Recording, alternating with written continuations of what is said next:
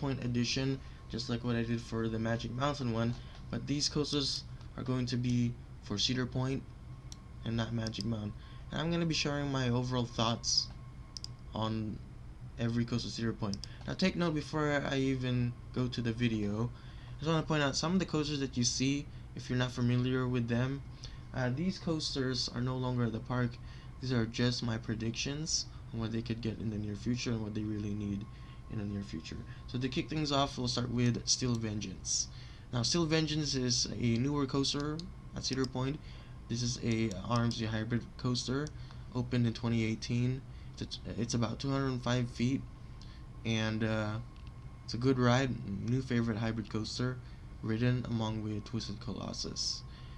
And also, this was a conversion from Mean Streak, which was a terrible wooden coaster according to what I heard. So, next coaster is Rougarou. Is a floorless coaster by B&M. This was a conversion before from Mantis as a stand-up coaster. This opened in 2015 as a conversion, a new paint job, and new name, Rougarou. And this coaster was closed during my visit, and I wanted to ride this as my 4th B&M floorless coaster, but it was closed during my visit, so I didn't get a chance to ride it. But it looks, the colors look good, but I just get a chance to ride it. And the next coaster that I want to mention here is Corkscrew. This is a terrible ride at Cedar Point. I've ridden it only once just to get the credit, but it's an absolutely terrible, rough, and bumpy ride. Didn't want to go on it again. If ever I go here with my future wife or with a friend or so, or someone took me there, I'm not gonna ride this again. I would rather just say no to this coaster. And then the one next to it, this little orange coaster, is a family coaster actually opening this year, which is their Wild Mouse coaster. This is built by Zamperla. It is a spinning coaster. So it is going in the boardwalk section. This is near their Grand Pavilion, and this is where their bike stunt show used to be, and is replacing a Wild Mouse coaster. This one, opening summer of this year, 2023. And then the red coaster over here next to it, this is Maverick. This is my first true Intamin launch blitz coaster. It's actually a fun ride. It packs a punch. Gives a floater. I like the first drop. Really fun. 2 launches. Very fun ride. The colors really look good. It pops. And yeah, that's Maverick. And then the coaster over here is Blue Streak. This is a PTC classic wooden roller coaster. This is more like a family coaster. This is their only wooden coaster in operation in the park. But I didn't get a chance to ride this because we ran out of time. But I did get to see it on the way to the hotel that we're staying at, which is Hotel Breakers. It looked like a fun ride, but we ran out of time. After we rode Millennium Force, I wanted to ride Blue Streak, because I realized we ran out of time. So, because we still needed to eat dinner at the Beat Back Q restaurant, so we ran out of time. And then the coaster next to it, the brown one, this is not at the park, this is just my prediction. This is Thunder Canyon. This is a GCI coaster that they could possibly be getting very soon. And because Blue Streak is their only wooden roller coaster, I'm thinking that they should get a GCI next for Cedar Point. So this is Thunder Canyon, GCI wooden coaster. It looks good. So, and then the pink coaster that you see next to it, this is a coaster also not in the park. This is also my prediction that they could possibly get a Premier Rides SLM launch coaster, the same type as West Coast Racers, Skyrocket at Kennywood, Full Throttle at Magic Mountain, or the Skyrocket 2 models. They use those 3-car roller coaster and use an LSM launch system, and it's called Banshee. The same name as you see at Kings Island, but they can always reuse names if they want to. If they're like running out of names to call a coaster, and they could just choose that name if they wanna. So This is a SLM launch coaster by Premier Rides. It has a 119 feet tall loop and 2 launches. So 5 inversions also. And then the dark orange coaster is Valerie Vin. This is a B&M dive coaster. And you know what? My father is really strict for me to ride these kind of coasters, so I didn't get to ride. However, it still looked nice. I was, at least I was able to see the coaster when I was walking by while riding Raptor. I saw it was a big coaster. It was a big drop, and yeah, I saw the colors. It was orange. Didn't really like the color that much, but I guess it looked fun. But my dad is a strict person. And then the red coaster, the red and yellow, this is Iron Dragon. This is their family coaster, one of their family coasters at the park. Not my favorite, of course, just packs a punch, but doesn't really do a whole much. It just zigzag, turns around, goes over water. It's just a family coaster.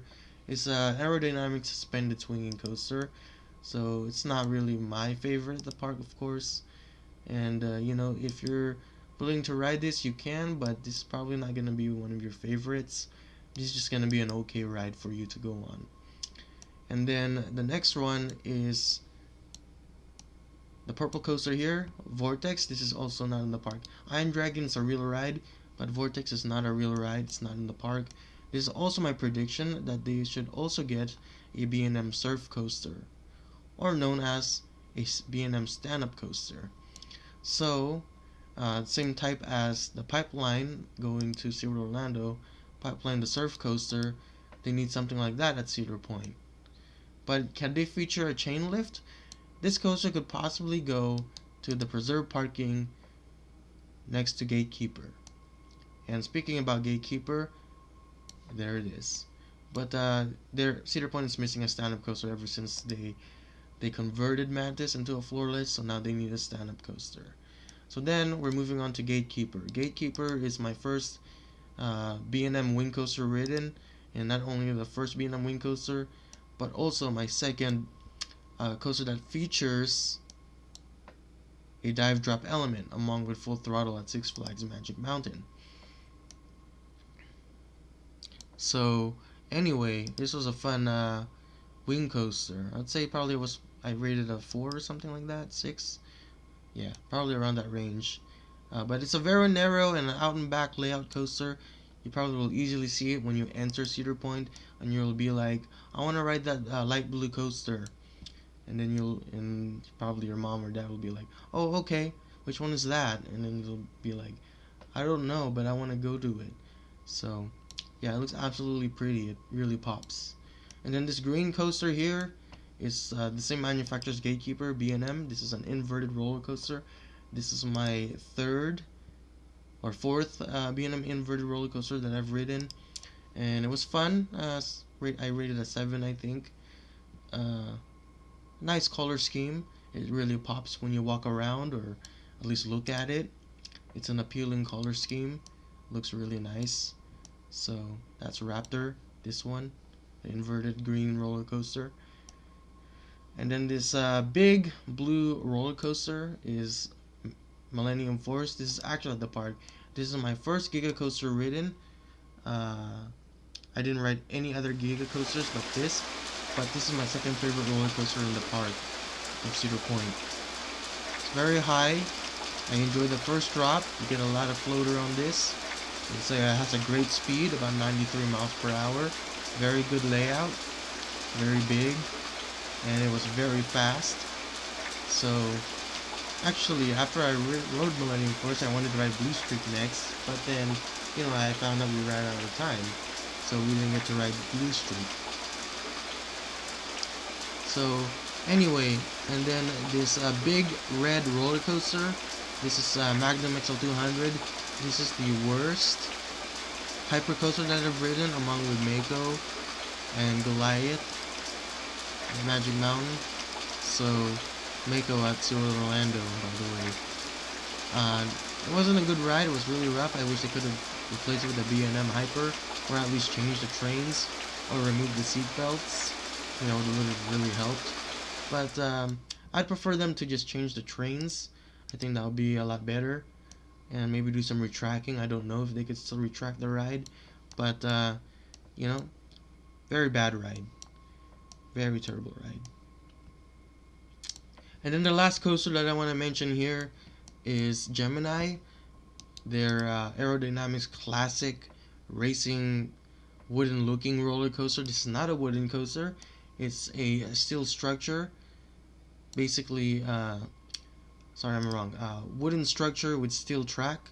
It is similar to a hybrid coaster by RMC, but not quite. This is built by Aerodynamics, and it was fun, but it was a little rough here and there. It looks like I rated a 4. It didn't seem to be a great ride. I mean, it's not like intense or anything. I mean, it is pretty cool, but it's not probably gonna be your most favorite ride unless you're a little kid. But it's absolutely fun, packs a punch, and you know, ride it for the credit. But if you don't like it, if you think it's bumpy here and there, this is not a ride for you. But it wasn't really that rough, but it was still fun. There's two sides, blue and red. Now the time I visited, the blue was closed, the red was open, so I've only experienced the red side. But for me, I feel like they're both the same, so I consider, you know, Gemini 1 credit. You know, even though I ride the blue side, they're just the same, so I don't really feel that there's a difference. But you know, Gemini is their racing coaster, so maybe when you go to the park one day, you're gonna be like, oh, that's actually their other wooden roller coaster. Then when you realize you go on it, you feel like they have steel track on it, and you don't think that, you know, it's going to be a wooden coaster as you ride it. So anyway, that's about it. I hope you enjoyed all of the coasters of Cedar Point. So post your comments what your favorite coaster at Cedar Point is. I'll be glad to read your comments. Peace out.